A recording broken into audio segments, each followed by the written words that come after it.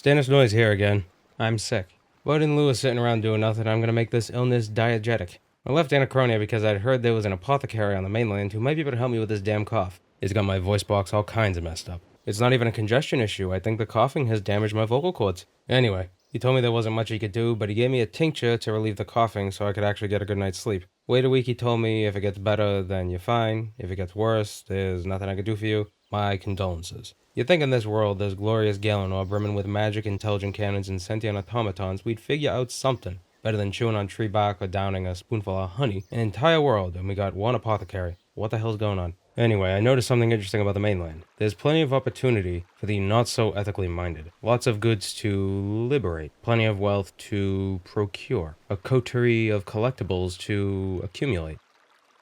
I'm gonna steal stuff. And I'm guessing you're an adventurer like me, and you got that entrepreneurial spirit. Your heart's beating with the love of money, it's pumping through your veins, and is all that keeps you away from stepping off into the void. Maybe you fancy yourself as a hero, but we both know that term is, at best, loosely defined. But who really cares about these epistemological quandaries? Let me tell you just how damn easy it is to separate the people of Galenor from their hard-earned cash. Say you're starting off in Lumbridge. Nice place, quiet place, full of schmucks that, I swear, can't be more sentient than a moldy loaf of bread. Maybe it's a bad analogy. I've seen some mold with more personality than people, so get started with picking the pockets of men. Or women. Either's fine. I'm egalitarian like that, you know? Everyone's money's good. I'm just surprised the women actually have pockets at all. Regardless, you gotta start with the small folk. Pick their pockets till you get a good feel for how this works, or at least until the guilt of theft becomes familiar enough that you can ignore it. They'll crack you over the head a couple times here and there, but don't worry about it. They ain't gonna report you to the gods or anything, like I said. Barely sentient. Honestly, you could probably just tell them they owe you money and they'll believe you, but that feels evil. Sure, stealing is wrong, but manipulating people like that is just gives me the willies. There are also these pompous, too good to talk to merchants over in Tavely if you prefer to steal from the well-off rather than the working class. I get it if you do, but these first few steps of thieving isn't so much to learn how to do it, but more to learn how to ignore your moral compass. Stealing from merchants isn't nearly as wrong, so you won't be putting much strain on your ethics muscles. Or at least they won't put much strain on your muscles that ignore ethics. Moving on from men and women, come up to the marketplace full of shop stalls. Stand in the right spot and no one will notice you stealing the bread and cakes. You could steal some veg from the other stall as well. There seems to be an infinite amount of vegetables in this stall. It makes me wonder what the hell we have farms for in the first place. Maybe magic automatically teleports the stuff that grows to the stalls? I don't know. If you hadn't realized by this point, let me let you in on a little secret. There's a group of organized thieves here in Lumbridge, and they're looking to form a guild of their own. They call it a guild, but let's be real, it's a gang. Just because they talk a big game about non-violent thievery and respecting the thieves code, don't mean it actually matters to them. Give them time and they'll start smuggling Karamjan rum by the boatloads and sneaking illegal hand cannons into Misthalin. It's not an if, it's a when. Anyway,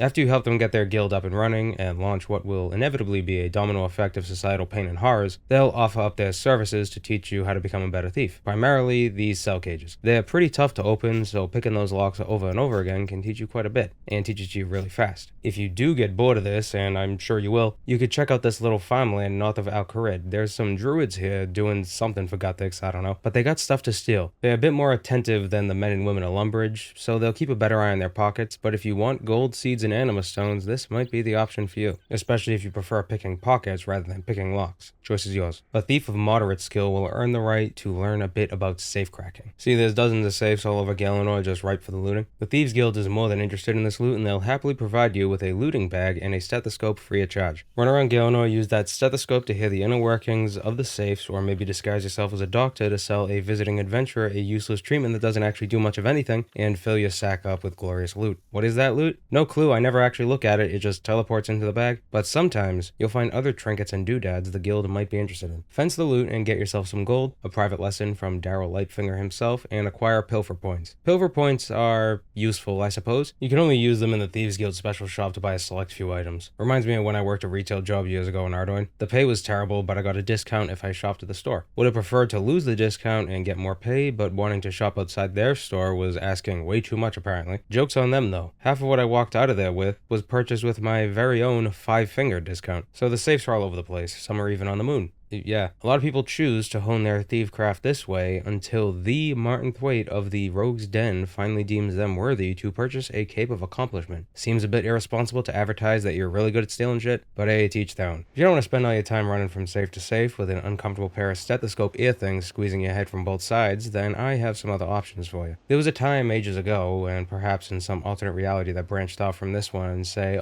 10 years ago, when the go-to method of learning how to become a better thief was hidden away in the desert. In the city of Polnivnich, there's a pair of feuding gangs, and you could chase both of them off, or neuter them at least, after performing a series of tasks that leave the townsfolk with a less than stellar opinion of you. Screw them, not your problem. In this city, thieving becomes violent. Get yourself a blackjack, and use it to smash villages, bandits, and menafite thugs over the head. They'll be out cold long enough for you to pick their pockets 2 or 3 times. They'll get up all groggy and disoriented, and just a touch closer to developing some form of encephalopathy. Then smack them again, do this over and over until you're satisfied. Personally, I wouldn't recommend this method of learning because it's tedious and feels kind of cruel. Sure, the bandits and thugs deserve it, but it just feels icky. Also, they fight back sometimes, so that's a problem. How's grave robbing sound? Perhaps we should call it impromptu archaeology. There's a pyramid in Sophinim you can plunder. Even the mummy interred within is okay with it. Kinda. Although he only gives you 5 minutes to ransack the place before he kicks you out. It's pretty simple. Enter a room, dodge the spike walls, find the door to the next room, and keep going until you get to the highest point you can. Basically until you can't pick the locks on the doors. Then you can begin plundering the urns and the chests in that room. The sarcophagus might have a grumpy mummy in it, the chest might have a swarm of scarabs in it, and the urns almost always have snakes in them. This was once an excellent way to improve as a thief, but with the other options available to you, it's just not really worth it. Especially when you get munched on by the same friggin' snake a dozen times in a row. Just pull the little bastard out of the urn and turn it into a pair of boots. I know I can. I've done it to snakes 10 times bigger in the Mauritania swamps. If you're lucky, you might find a piece of the fabled black ibis outfit in this pyramid. Apparently, it helps you learn faster. I ain't never seen a piece though. There's also the Pharaoh's scepter. It can teleport you to various pyramids throughout the desert. Useful, but if you're anything like me, you'll constantly forget which one is which since all their names are practically the same. You can also find a scepter of the gods in the engraved sarcophagus in the last room of the pyramid. Better than the Pharaoh's scepter, as you'd expect considering the name, can teleport you to the other J pyramids and the pyramid in Menaphos. It also exerts some kind of luck magic if you hold it onto it, and makes the black ibis outfit pieces appear more frequently. If you're gonna do this, I'd recommend getting your hands on the master camouflage outfit. You need to be a long-time thief to find enough fragments to rebuild the outfit, and you need to be a decent inventor to know what the hell you're doing, but apparently it makes thieving a lot easier. Most importantly, it makes it harder for those friggin' urn snakes to see you. There are also elves in Prifdinish you could steal from. The workers just wander around the place, pockets full of useful stuff. Gold, potions, whole shacks.